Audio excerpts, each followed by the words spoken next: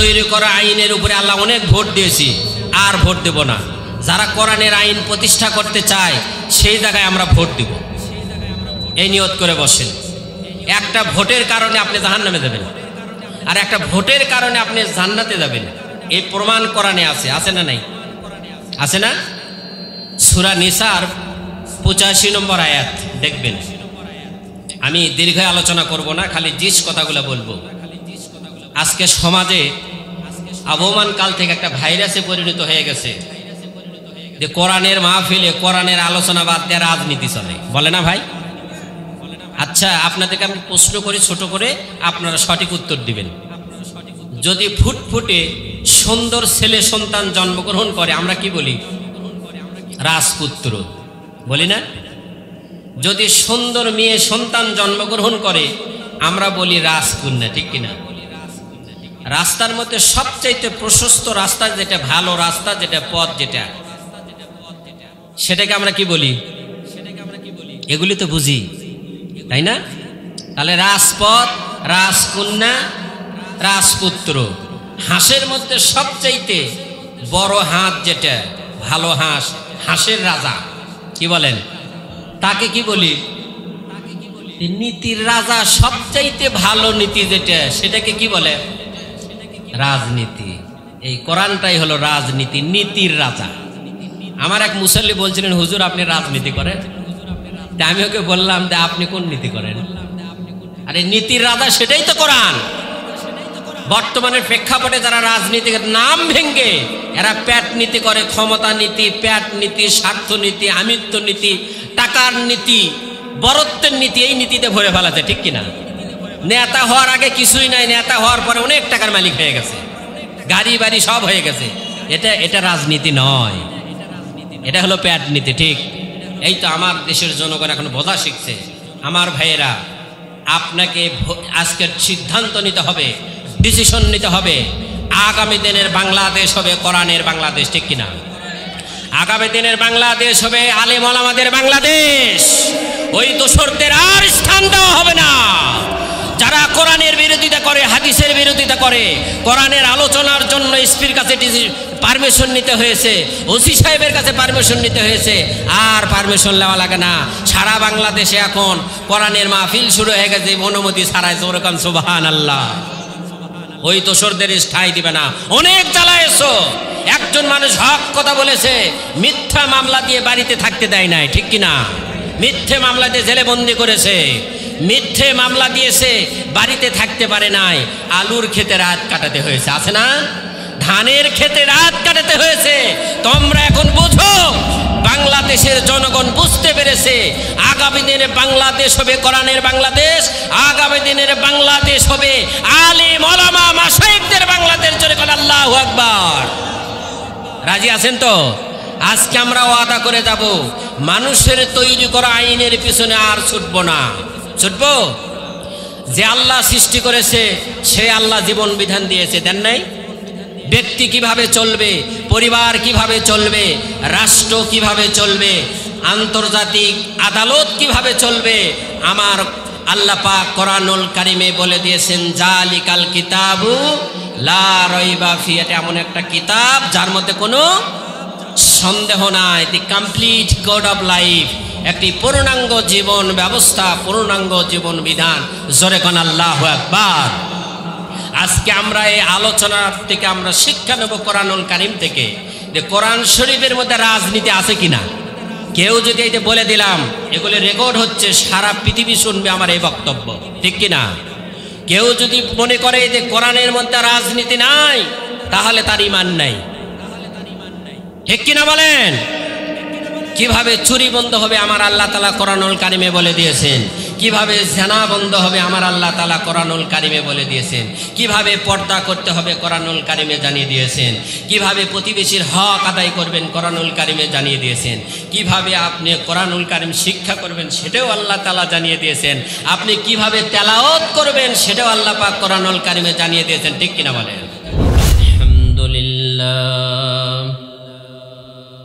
الحمد لله نحمده ونستعينه ونستغفره ونؤمن به ونتوكل عليه ونعوذ بالله من شرور أنفسنا ومن سيئات أعمالنا من يهده الله فلا مضل له ومن يضلله فلا هادي له ونشهد أن لا إله إلا الله وحده لا شريك له ونشهد أن سيدنا وحبيبنا وطبيبنا ومولانا محمدا عبده ورسوله الذي أرسله بالحق بشيرا ونذيرا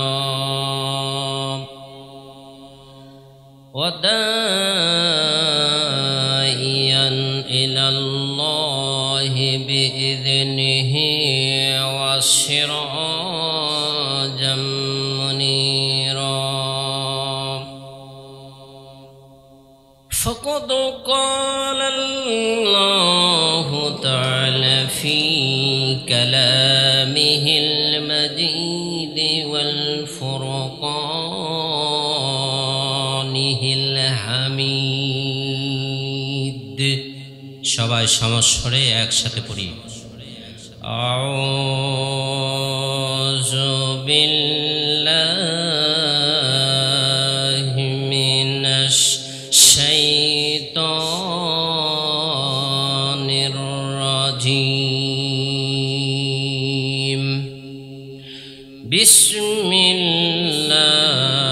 বিসমিল্লাহির রাহমানির রাহিম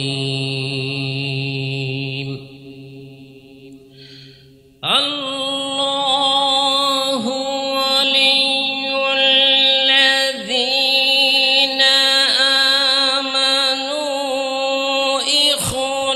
ইখরিজুহুম মিনাজ যুলুমাতি ইলান নূর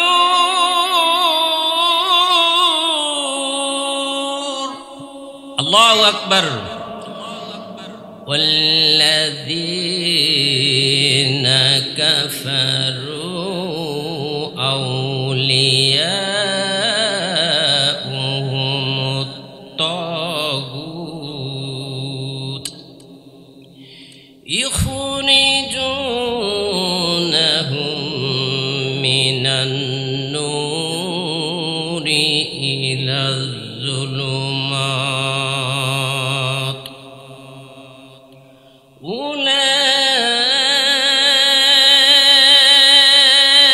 أولئك أصحاب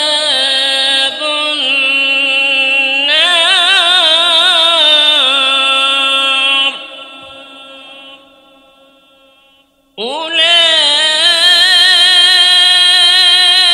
أولئك أصحاب النار أولئك أصحاب النار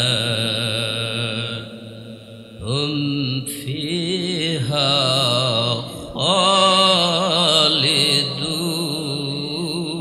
خالدون قال الله تعالى وما أرسلناك إلا رحمة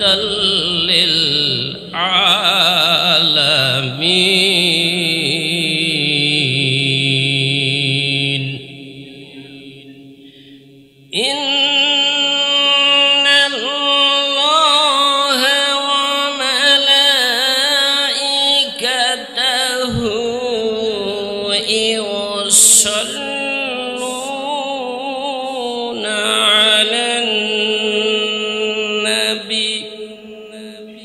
يا أيها الذين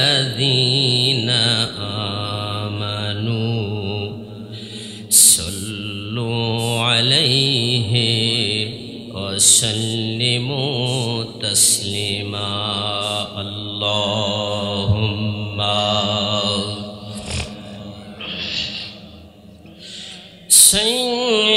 سيدنا مولانا محمد وعلى آل سيدنا حبيبنا محمد এ পৃথিবী পড়ে থাকবে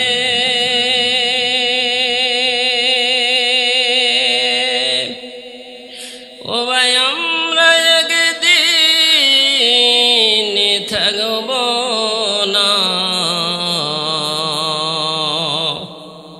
সবাই মোদের ভুলে যাবে সবাই মোদের ভুলে যাবে দয়ার নবী আমাদের ভুলবেন না আল্লাহুম্মা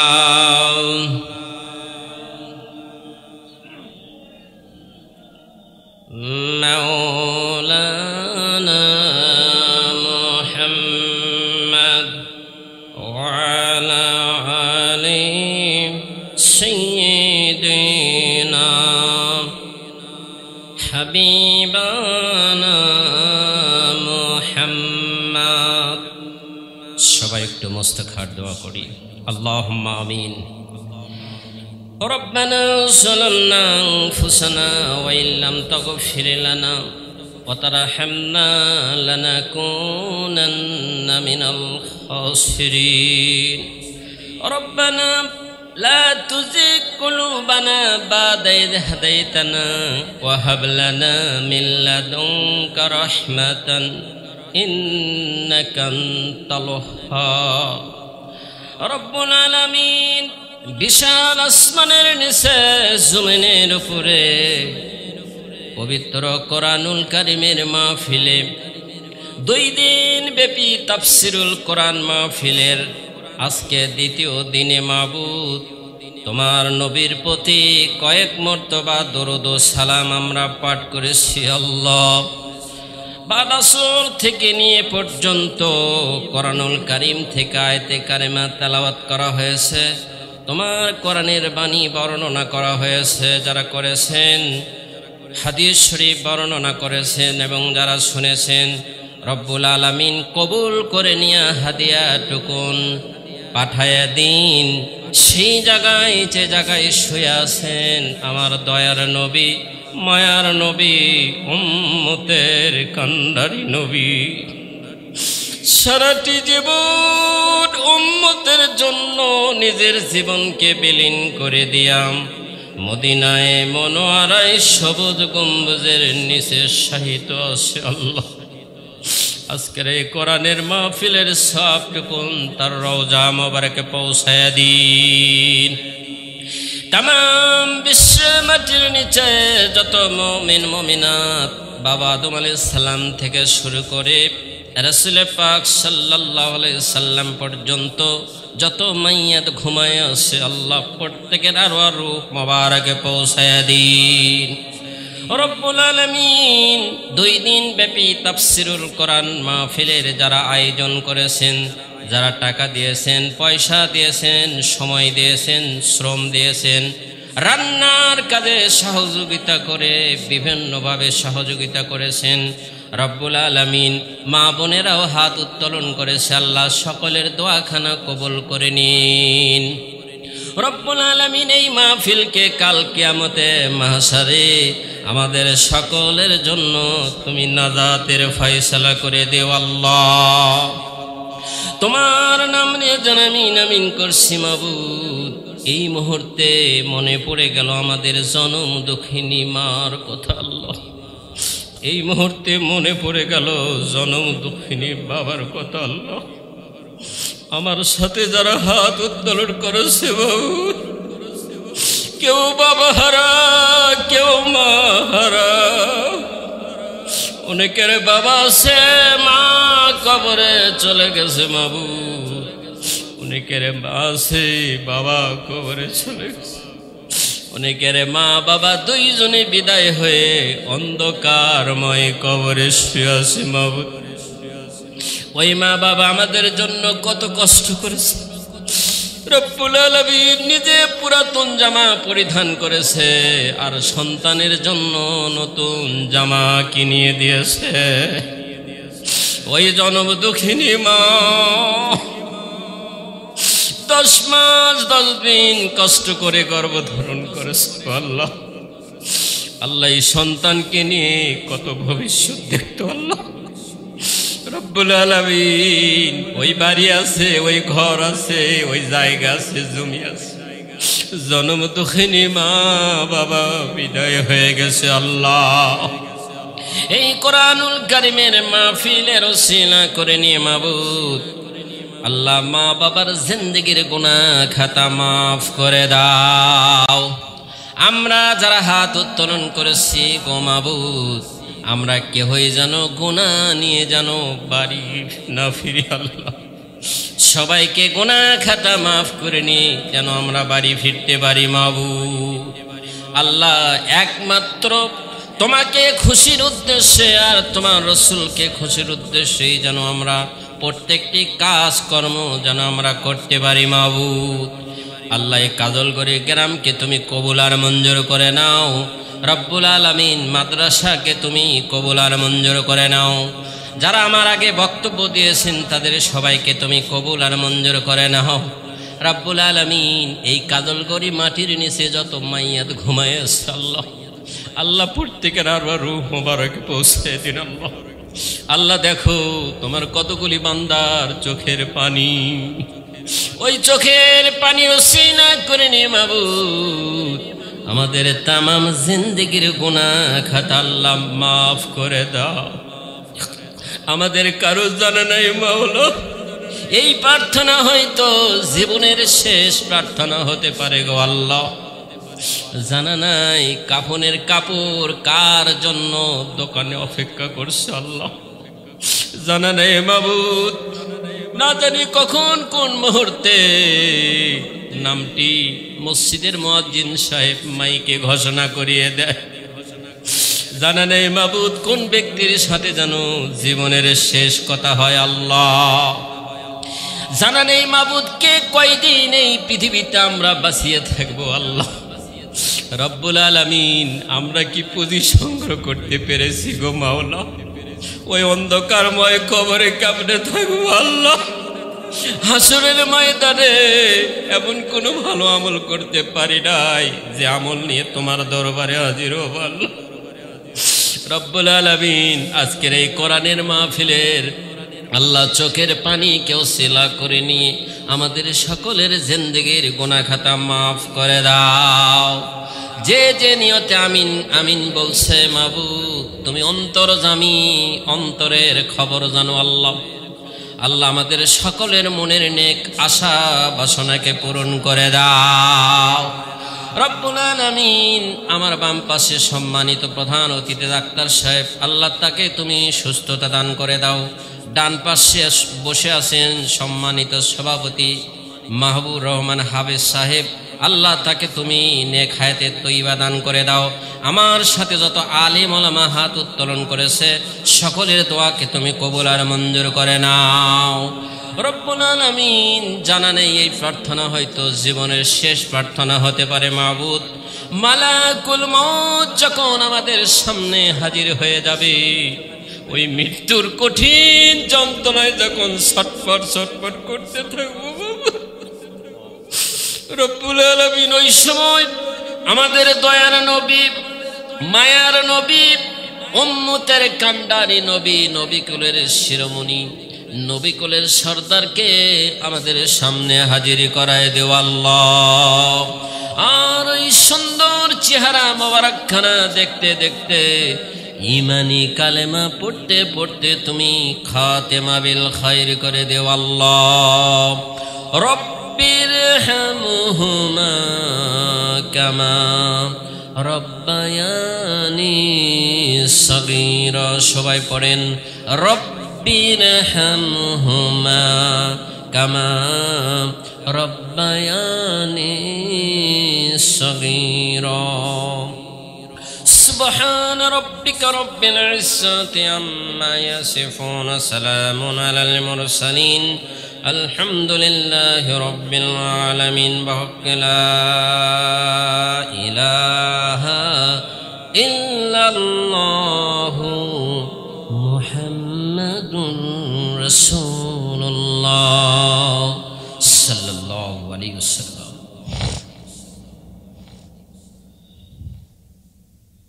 আলহামদুলিল্লাহ,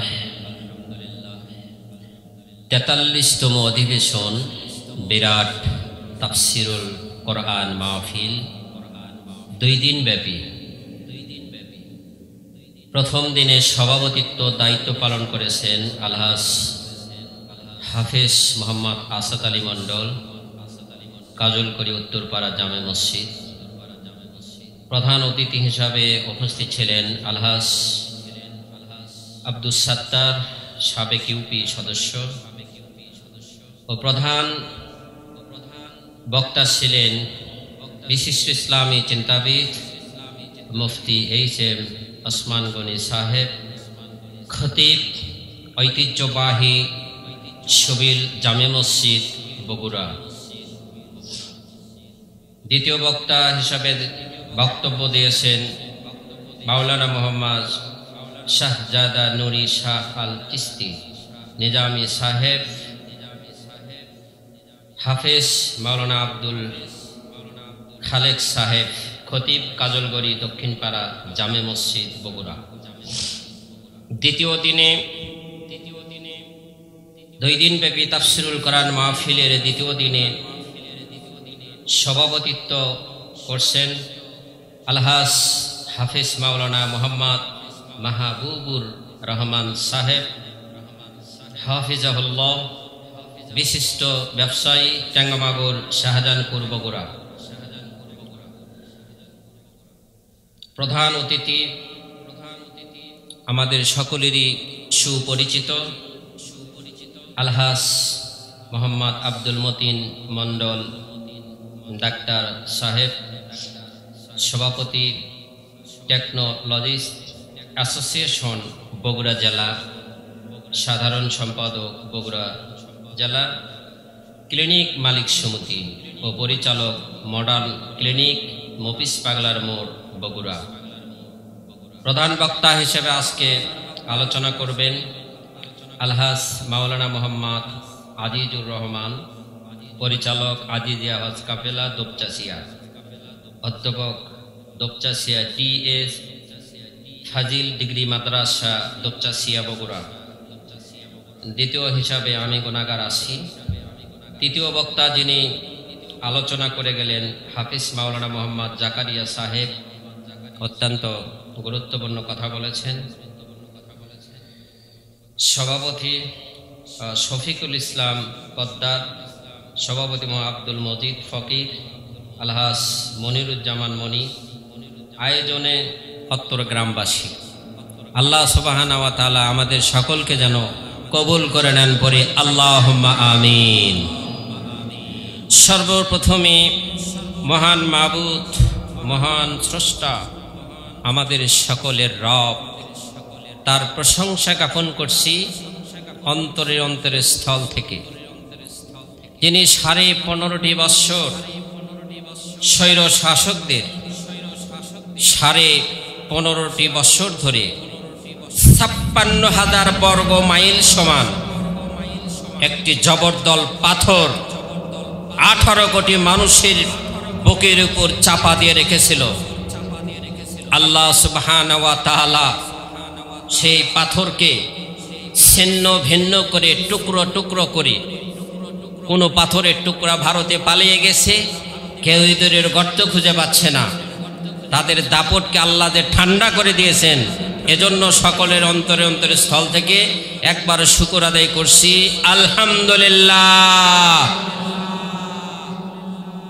অতঃপর লাখ কোটি দরুদ ও সালাম বর্ষিত হোক আপনার আমার নবী, দয়ার নবী, মায়ার নবী, উম্মতের কান্ডারি নবী, নবী কুলের শিরোমণি, নবী কুলের সর্দার, নবী কুলের শিরোমণি, নবী কুলের সর্দার। প্রত্যেকটি নবী রাসূল তারা সেই মাহশরে বলবে রব্বি নাফসি, আল্লাহ আমাকে বাঁচাও। আর একমাত্র আমার আপনার নবী, দয়ার নবী, মায়ার নবী, উম্মতের খান্ডারি নবী, নবী কুলের শিরোমণি সেজদায় পড়ে রব্বুল আলামিনের দরবারে কাঁদবেন আর বলবেন ইয়া রব্বি হাবলি উম্মতি, ইয়া রব্বি হাবলি উম্মতি। সেজদায় পড়ে কান্না করবে। আমাদের সকলের অভিভাবক, আমাদের সকলের নেতা, সেই নবীর প্রতি, সেই মহান নেতার প্রতি শত সহস্র কোটি দরুদ ও সালাম বর্ষিত হোক। বিশ্ব নবী জনাবে মুহাম্মদুর রাসূলুল্লাহ, সকলে পড়ি সাল্লাল্লাহু আলাইহি সাল্লাম। আপনারা সবাই তো জায়গা আছেন নাকি? অ্যাটেনশন প্লিজ, সবাই এদিকে তাকান। এশার নামাজ সবাই আদায় হয়েছে ইনশাল্লাহ নাকি? সবাই পড়েছেন? মাশাআল্লাহ। বাইরে আমি দোকান দেখে আসলাম, দোকানপাট, ওইগুলি দয়া করে বন্ধ করে দেন। আমি অনুরোধ করছি, ওখানে অনেক লোক আছেন, ওখানে বন্ধ করে দেন। যে যেখানে আসেন সবাই মাহফিলে চলে আসেন। আসার মতো যদি পরিস্থিতি থাকে আপনি চলে আসেন। তবে যারা রান্না বান্না বিভিন্ন দায়িত্ব আছে তাদেরকে নয়, তাদের দায়িত্ব পালন করতে হবে। আর কেউ ওঠা নড়াচড়া করবেন না, এদিকে তাকাবেন। তার কারণ আপনারা আমার আগে যিনি আলোচনা করেছেন তিনি একটা আয়াতে কারিমা তেলাওয়াত করেছেন, সূরা আনকাবুতের 2 নম্বর আয়াত, ইন্নামাল মুমিনুনাল্লাযীনা ইযা যুকিরাল্লাহ।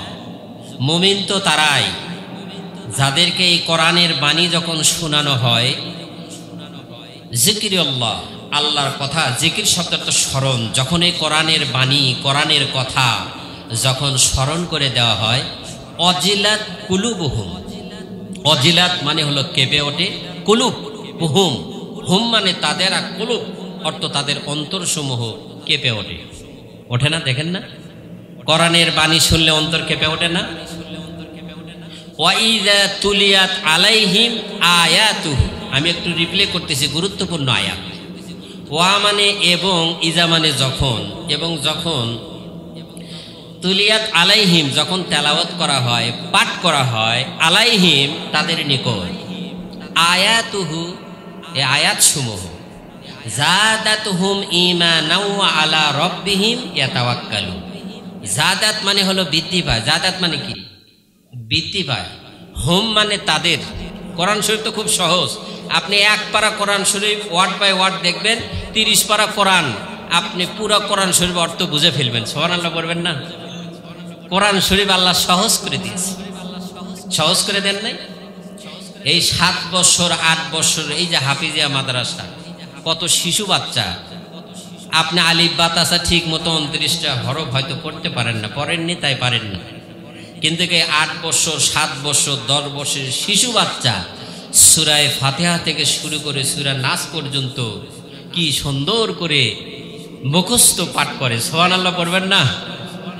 আল্লাহ তাআলা যদি সহজ করে না দিতেন তাহলে মুখস্থ রাখতে পারতো বলেন? এটা আমাদের প্রধান অতিথি সাহেব অত্যন্ত গুরুত্বপূর্ণ কথা বলেছেন, যে আমাদের সৌভাগ্য। কি সৌভাগ্য জানেন? উনি যদিও অ্যারাবিক লাইনে পড়াশোনা করেন নাই, কিন্তু আল্লাহ তাকে কোরআন হাদিসের জ্ঞান দিয়েছে। আল্লাহ পাক তাকে নেক হায়াতে তয়্যিবা দান করুন, করি আল্লাহুম্মা আমিন। মাদ্রাসায় পড়লে যে সে আল্লাহর ওলি হতে পারবে, মুমিন হতে পারবে, মুত্তাকি হতে পারবে না। পৃথিবীর বহু নজির আছে মাদ্রাসার বারান্দায় যান নাই, কিন্তু আল্লাহ প্রেমিক, রসুল প্রেমিক হয়ে ঈমান আমলে অনেকে কবরে গেছে, যান নাই ভাই? গেছেন। এটা আপনাদের সৌভাগ্য যে এখানে আল্লাহর কালাম শিক্ষা করা হয়। কি বলেন? আর এই আল্লাহর কালাম যেখানে তেলাওয়াত করা হয়, তখন যারা তগুত, ইমানদারের ইমান বৃদ্ধি পায়। বুঝতেছেন কথা? ইমানদারের ইমান বৃদ্ধি পায়, আর যারা তগুত ওদের গা জ্বলে। ঠিক কিনা বলেন? ওদের গা জ্বলে। 15.5 বছর আগের কথা বা 15.5 বছরের কথা, এই কোরআনের মাহফিল করার জন্য থানায় থানায় অনুমোদন নেওয়ার জন্য পায়ের স্যান্ডেল ক্ষয় করতে হয়েছে। ঠিক কিনা? এবং যার কাছে অনুমোদন নেওয়ার জন্য যে স্যান্ডেল ক্ষয় গেছে সে ওসি সাহেব, এসপি সাহেব হিন্দু। এতে সুদীপ কুমার চক্রবর্তী ছিলেন এসপি, আমার খুব পরিচিত ছিলেন। একটা মাহফিলের জন্য আমি যা রিকোয়েস্ট করলাম, আমাকে বলছে যে ভাই আপনি আমার পরিচিতি, কিন্তু বর্তমান যে সিচুয়েশন, মাহফিলের অনুমোদন দেওয়া যাবে না। যারা তগুত এরা কোরআনের মাহফিলের অনুমোদন দেয় না। যারা তগুত এরা হলো আবু জাহেলের অনুসারী। ঠিক কিনা বলে? 15.5 বছর ধরে যে জ্বলানটি জ্বলাইছে, ইসলামের প্রতি আঘাত নিয়ে আসছে, বিশেষ করে বাংলাদেশের একজন বিশিষ্ট মুজাদ্দেদে জামান, সকল তাফসির কারকের তাফসির কারক, সকলের অভিভাবক আল্লামা দেলোয়ার হোসেন সাইদি সাহেবকেও মৃত্যুর হাত থেকে রেহাই পায় নাই। ঠিক কিনা বলেন? সুকৌশলে ইনজেকশন পুশ করে তাকে দুনিয়া থেকে বিদায় করে দেওয়া হয়েছে না? আল্লামা দেলোয়ার হোসেন সাইদি সাহেব বলেছিলেন, রব্বুল আলামিন, আমি সাইদি আমার রক্ত যদি তুমি কবুল করে থাকো, আমি তো অবশ্যই শাহাদত বরণ করব। আমি সাইদি আমার রক্ত যেন লেলিহান শিখা হয়ে বাতিলকে খান খান করে বাংলার জমিন থেকে উৎখাত করে দাও। ঠিক কিনা বলেন? আল্লামা সাইদির এই দোয়া আল্লাহ পাক কবুল করেছিলেন। ঠিক কিনা? যা যা বলেছিলেন বাংলার জমিনে তাই তাই ঘটতেছে। ঠিক কিনা? কালামানিকক চেনেন না? প্রধান বিচারপতি, সে গর্ব করে বলেছিল কি, রাজাকারকে আমি ফাঁসির রায় আমি দিতে পেরেছি। ভাই উঠবেন না, বসেন প্লিজ। যারা মুমিন তাদের ইমান বৃদ্ধি পাবে। আর কোরআনের আয়াত কথা শুনে যদি করে গা জ্বলে, বুঝতে হবে তার ইমান নাই, সে আবু জেহেলের বংশধর, এবং তার সমস্ত আমল আল্লাহ পাক বরবাদ করে দিবেন। ঠিক কিনা? আপনারা বললেন যে ঠিক, এটা জানা আছে তো? আমি বলে দিই, 47 নম্বর সূরা মুহাম্মদ। কত নম্বর সূরা? 47 নম্বর সূরা মুহাম্মদ, আয়াত নাম্বার 9। কত নম্বর আয়াত? 9 নম্বর আয়াত। দেখবেন কে উঠে দেয়, খেয়াল করবেন। ও দোসরদের ছোঁয়া আছে, কোরআনের কথা শুনলে ওর গা জ্বলবে, বলবে এখানে কোরআনের মাহফিল না, এখানে রাজনীতি হচ্ছে, এই কথা বলবে আর সাইড কেটে চলে যাবে। পুরা কোরআন শরীফ, আমি কোরআন শরীফ হাতে নিয়ে বলছি, পুরা কোরআন শরীফটাই হলো রাজনীতি। জোরে কোন সুবহানাল্লাহ।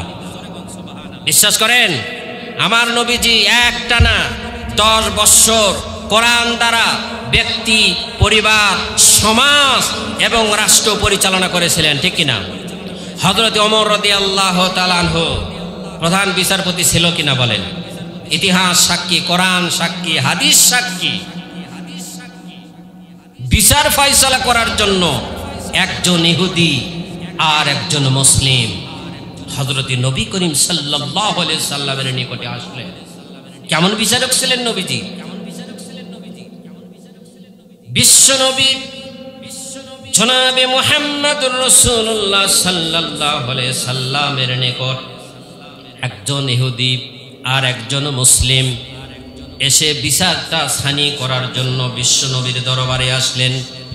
বিশ্বনবী বিচারটা ছানি করলেন, পর্যবেক্ষণ করলেন, দেখলেন এই জায়গার মালিক মুসলিম না, জায়গার মালিক হলো ইহুদি। এবার ওই মুসলিম ভাবলেন, আমি বিচারটা ছানি যদি করি ওমরের কাছে বিচারটা সঠিক বিচার পাবো। একজন ইহুদি আর একজন মুসলিম চলে গেলেন হযরত ওমর রাদিয়াল্লাহু তাআলা আনহুর দরবারে।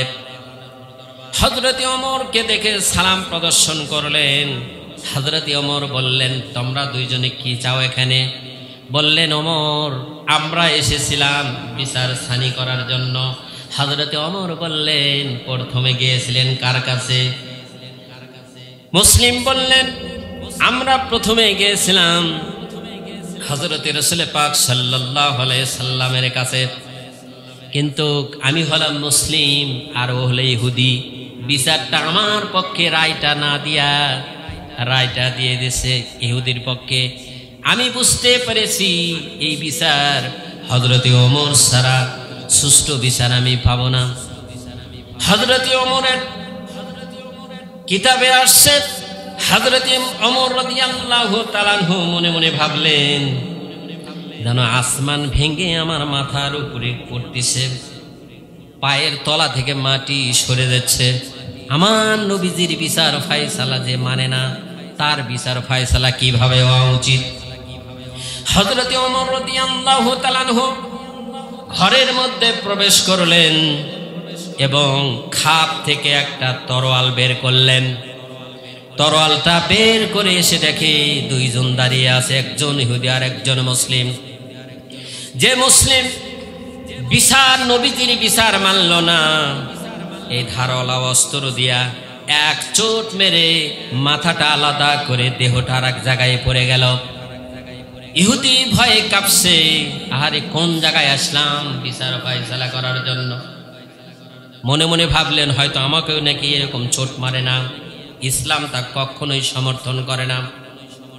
হযরতে ওমর রাদিয়াল্লাহু তাআলা আনহু বললেন, আমার নবীজির বিচার ফায়সালা যে না মানবে, তার বিচার ফায়সালা এইরকমই হওয়া উচিত। জোরে কোন আল্লাহু আকবার, লিল্লাহি তাকবীর, লিল্লাহি তাকবীর। আল কোরআনের আলো। চা খাবেন? ডন্ট মাইন্ড, একটু গলা ছেড়ে দিয়ে বলেন, আল্লাহর বরত্বের মহানত্বের শ্রেষ্ঠত্বের ঘোষণা দিবেন। আপনার আমল নামে ফেরেশতারা নেকি লিখবে, প্রতিযোগিতা করবে। লিল্লাহি তাকবীর। আল কোরআনের আলো, আল হাদিসের আলো। এবার সংসদে জানান লাগবে, ঘরে ঘরে তো জ্বলতেছে।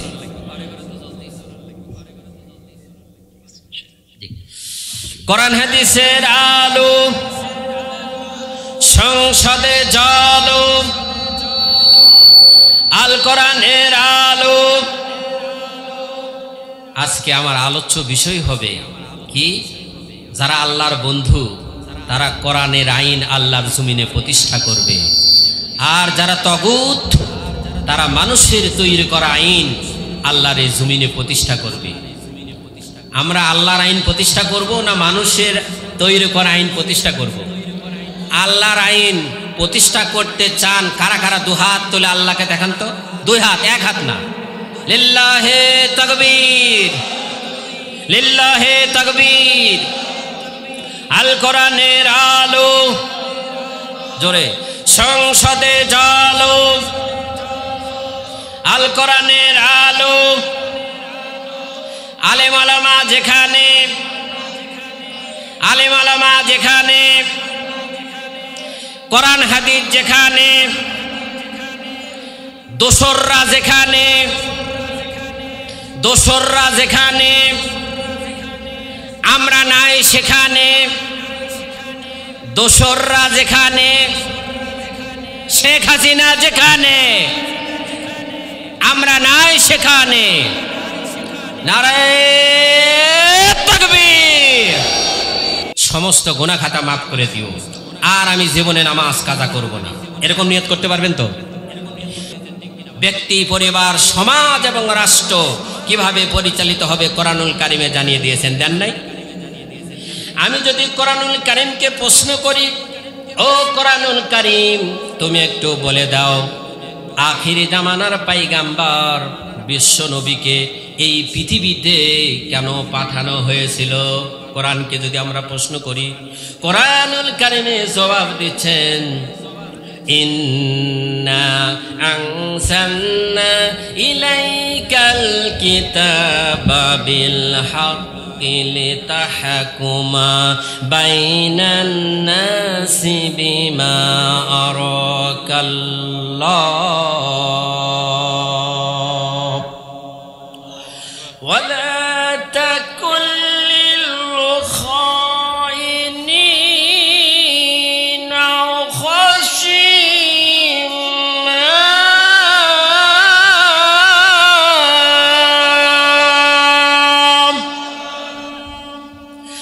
আল্লাহ রাব্বুল আলামিন বললেন ইন্না, এদিকে খেয়াল করেন, ইন্না মানে নিশ্চয়, আনজালনা আমি অবতীর্ণ করিয়াছি, ইলাইকা আপনার প্রতি, আল কিতাব এই কোরআন, এই কিতাবের নাম কি? কোরআন। আল কিতাব এই কোরআন, কোরআনের নাম কিতাব, কোরআনের নাম ফুরকান, কোরআনের নাম হুদা, কোরআনের নাম নূর, বিভিন্ন নামে কোরআনুল কারিমে এসেছে।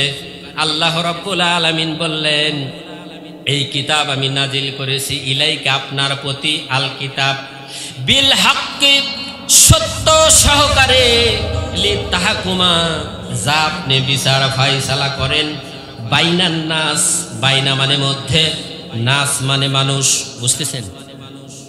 বাইনা মানে মধ্যে, নাস মানে মানুষ, মানুষের মধ্যে, বিমার কাল্লা যাহা আপনাকে জানানো হয়েছে। জোরে কান সুবহানাল্লাহ।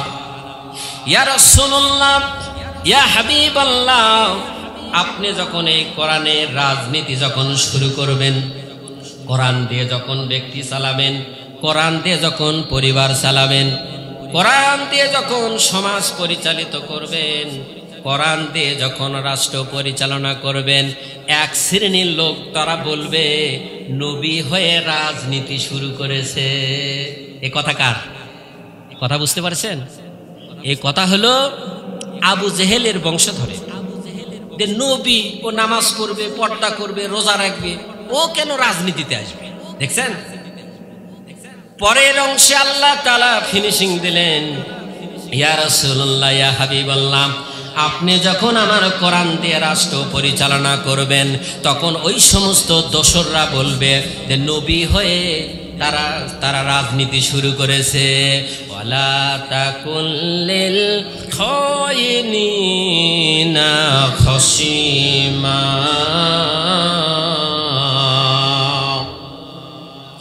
ইয়া রাসূলুল্লাহ, ইয়া হাবিবাল্লাহ, আপনি যখন কোরআনের হক কথাগুলি বলবেন, তখন ওই কাফের বেঈমানেরা বিভিন্ন ষড়যন্ত্র করবেন। তারা ষড়যন্ত্র করবে, বরং তারা হলো খেয়ানতকারী। ইয়া রাসূলুল্লাহ, ইয়া হাবিবাল্লাহ, ওই খেয়ানতকারীদের সঙ্গে আপনি তর্কে লিপ্ত হবেন না, ঠিক কি না? আবার ভাইয়েরা, এই কোরআন নিয়ে যখন কথা বলা হয় তখন বলে যে রাজনীতি শুরু করছে। আরে বেটা, পুরা কোরআন শরীফটাই হলো নীতির রাজা, ভালো নীতি। চুরি করলে বাংলাদেশে the constitution people's republic of Bangladesh, গণপ্রজাতন্ত্রী বাংলাদেশ সরকারের সংবিধান হলো চুরি করলে তার 3 মাস জেল। এটা কার আইন? মানুষের তৈরি করা আইন। আর আল্লাহর আইন হলো অসারিকু, যে পুরুষ চুরি করে, অসারে কত যে নারী চুরি করে, ফাক্তাও তোমরা কাটিয়ে দাও, আইদিয়া হুমা তাহাদের হাত, জাযাম বিমা কাসাবা, তাদের কৃতকর্মের সাজা হিসাবে নাকালাল শাস্তি স্বরূপ মিনাল্লাহে, আল্লাহর পক্ষ থেকে। কথাকার কথাকার আপনি নামাজ পড়তে হবে এটা বিশ্বাস করলেন, চুরি করলে হাত কাটতে হবে এটা বিশ্বাস করলেন না, সমর্থনও করলেন না। আপনার ঈমান আছে? ঈমান যে নাই সেটা কোরআনেও আল্লাহ বলছে, আফাতুমিনুনা বিবাদিল কিতাব ওয়া তাকফুরুনা বিবাদ। আমার এই কোরআনের এই কিতাবে তোমরা কিছু অংশ মানবে আর কিছু অংশ মানবে না, তাহলে হলো বলেন? সেটাও আল্লাহ কোরআন শরীফে বলে দিয়েছেন কি, ইয়া আইয়ুহাল্লাযীনা আমানু, হে ঈমানদারগণ, কুনু আমানু দুখুলু ফিস সিলমি কাফা, হে বিশ্বাসীগণ পুরোপুরি কোরআন শরীফে দাখিল হও, ঠিক কিনা? পুরোপুরি কোরআন শরীফ মানতে হবে। তাহলে আসুন, দুনিয়ার মানুষের তৈরি করা আইন হলো চুরি করলে তার 3 মাস জেল। এখানে আইনজীবী যদি থাকেন ভালো, তার সাথে শেয়ার করতে আমার সহজ হবে। আর আল্লাহর আইন হলো তার হাত কেটে দাও, ঠিক কিনা বলেন? আজকে একজন চোর চুরি করছে, তার যদি হাত কেটে দেওয়া হয়, আর যে সুন্দর এখন ফেসবুক, ইউটিউব, গুগল, যে সমস্ত মোবাইল ফোনে এখন হাতে হাতে খবর, ঠিক কিনা? কোথাও কিছু ঘটনা ঘটলে এখন মোবাইল অন করলেই চলে আসে না? একজন চোরের যদি হাত কাটে দেওয়া হয়, ওই হাত কাটা থেকে হাজারো চোর ভালো হয়ে যাবে, ঠিক কিনা? আর জানিয়াতু আয-জানি, সূরা নূরের 2 নম্বর আয়াত। কয় নম্বর আয়াত বলেন তো? হাফেজ সাহেব আমার এখানে আছে, আলহামদুলিল্লাহ। সূরা নূরের 2 নম্বর আয়াত, আয-জানিয়াতু, জানাকার পুরুষ, আয-জানি, জানাকার নারী। আমি যেহেতু সময় আমার সংক্ষিপ্ত, জানাকার নারী আর জানাকার পুরুষ যদি জানা করে অবিবাহিত হয় তাহলে তার শাস্তি হলো 80টি বেত্রাঘাত, 100টি বেত্রাঘাত করে। কতটি বলে? দ্বিতীয়বার যদি করে আবার 100টি বেত্রাঘাত করো, তৃতীয়বার যদি করে 80টি বেত্রাঘাত করো, যদি চতুর্থবার করে বুক পর্যন্ত মাটির মধ্যে গেড়ে দিয়ে তাকে পাথর নিক্ষেপ করে সংসার করে দাও। কথা কার? বলেন কার? এ বিচার কার? আমার আল্লাহ। আপনি আমি আল্লাহর আলো ভোগ করি, আল্লাহর বাতাস ভোগ করি, আল্লাহর নিয়ামত নেই, অক্সিজেন হাজার হাজার কোটি কোটি নিয়ামত ভোগ করি, আর আইন মানি তগুতের। বুঝতেছেন? যদি তগুতের আইন মানেন আপনার সমস্ত আমল আল্লাহ তাআলা ভিনিশ করে দিবেন, বরবাদ করে দিবেন। কথা কার? বলেন কথা কার? এবং ওই খতিব, ওই বক্তা, ওই ইমাম সাহেব কিয়ামতের দিন আসামির কাঠগড়ায় দাঁড়াতে হবে, ঠিক কিনা? কথা কার? আমার আল্লাহ তাআলা বললেন, ওয়ামান আযলামু মিম্মান কাতামা শাহাদাতান ইনদাহু মিনাল্লাহ ওয়া মাল্লাহু বিগাফিলিন আম্মা তা'মালুন। জোরে কোন আল্লাহু আকবার। আল্লাহ রাব্বুল আলামিন বলেন, ওমান আযলামু মিম্মান কাতামা শাহাদাতান ইনদাহু মিনাল্লাহ। আমার আকাশের নিচে জমিনের উপরে তার মতো জালিম আর কেউ নাই, যে তাফসীর কারক তার তাফসীর করার জন্য, ফিল ভালো করার জন্য, দাওয়াত পাওয়ার জন্য আমার কোরআনুল কারীমের কথা যে গোপন রাখবে, ওই খতিব সাহেব কোরআন খুলে যদি কথা না বলে, তার ইমামতি টিকানোর জন্য যদি কোরআনের কথাগুলি গোপন রাখে, আল্লাহর ভাষায় আল্লাহ রাব্বুল আলামিন বললেন, আমার আকাশের নিচে জমিনের উপরে এরা হইল সবচাইতে বড় জালিম। ঠিক কিনা বলে? অনেক খতিব আছে, অনেক বক্তা আছে, কোরআন খুলে কথা বলে না, ঠিক কিনা বলে? আল্লাহর ভাষা এরা হলো জালিম, এদের পিছনে কোনো না ইক্তাদা করবেন না, এদের পিছনে নামাজ হবে না। এই ফতোয়া কার? এই ফতোয়া কার বলেন? এই ফতোয়া হলো কোরআনের, এই ফতোয়া হলো আল্লাহ। ইনদাহু মিনাল্লাহ, সেটা যে অর্জন করেছে জ্ঞান, ইনদাহু মিনাল্লাহ, আল্লাহর পক্ষ থেকে যে জ্ঞান অর্জন করেছে, আর সেটা যে গোপন রাখে, এদেরকে বলা হয়েছে জালিম। এদের আমল আল্লাহ তাআলা বরবাদ করে দিবেন। আর ওই সমস্ত শ্রোতা আর ওই সমস্ত মুসাল্লির আমল আল্লাহ সুবহানাহু ওয়া তাআলা বরবাদ করে দিবেন। এটা সূরা মুহাম্মাদের 1 নম্বর আয়াতে বলেছেন কি, ইন্নাল্লাযীনা কাফারু ওয়া সাদ্দু আন সাবিলিল্লাহি আদাল্লা আমালাহুম। আল্লাযীনা কাফারু ওয়া সাদ্দু আন সাবিলিল্লাহি আদাল্লা আমালাহুম। আল্লাহ জিনা যারা কুফরি করে, আমার এই কোরআনের আইন যারা আল্লাহর এই জমিনে প্রতিষ্ঠিত করতে দেয় না, যারা বাধার সৃষ্টি করে, 144 ধারা জারি করে, তাদের কাছ থেকে অনুমতি নিয়ে কোরআনের বাণী শোনাতে হয়। সদ্দু শব্দের অর্থ হলো বাধা দেওয়া, সদ্দু শব্দের অর্থ হলো এড়িয়ে চলা, সদ্দু শব্দের অর্থ হলো কৌশল করে বন্ধ করে দেওয়া। এগুলি কাজ করেছে না? আন সাবিলিল্লাহি, আন মানে হইতে, সাবিল মানে পথ, লিল্লাহি আল্লাহর পথে যারা বাধার সৃষ্টি করে, ওই সমস্ত মুসাল্লি, ওই সমস্ত শ্রোতা আদাল্লাহ শব্দ ব্যবহার করেছেন। এই যেখানে দুই পাশে আমার আলিম বসে আছেন, আলিম ভাই। আদাল্লাহ শব্দের অর্থ হলো আল্লাহ ভিনিশ করে দিবে, আদাল্লাহ শব্দের অর্থ আল্লাহ ডিলেট করে দিবে, আদাল্লাহ শব্দের অর্থ আল্লাহ মোচন করে দিবে, আদাল্লাহ শব্দের অর্থ আল্লাহ বাতিল করে দিবে। আমল আরবিতে বলা হয়েছে, এখানে আমল মানে কাজ, বাংলা হলো কি কাজ, ইংরেজিতে বলে ওয়ার্ক। তাদের সমস্ত আমল, নামাজ রোজা, কালেমা, নামাজ রোজা, হজ, যাকাত, তাহাজ্জুদ, দান, সদকা, যত আমল আছে সমস্ত আমল বরবাদ করে দিবেন কে বলেন? আল্লাহ। আজকে আমরা প্রতিজ্ঞা করব, আজকে আমরা নিয়ত করব, আগামী দিনে কোরআনুল কারীমের রাস আল্লাহর এই জমিনে কায়েম করার জন্য আমরা প্রথমে নিয়ত করব, যারা আল্লাহর জমিনে আল্লাহর আইন প্রতিষ্ঠা করতে চায় তাদেরকে আমরা ভোট দেব। দুই হাত তুলে আল্লাহকে দেখান তো, কারা কারা দিবেন দেখে হাত তোলেন। লিল্লাহি তাকবীর। আলেম ওলামা যেখানে কোরআন হাদিস যেখানে, নারে তাকবীর। আল্লাহ তাআলা কবুল করুন। এই কাজল গৌরী গ্রামকে আল্লাহ তাআলা কবুল করুন।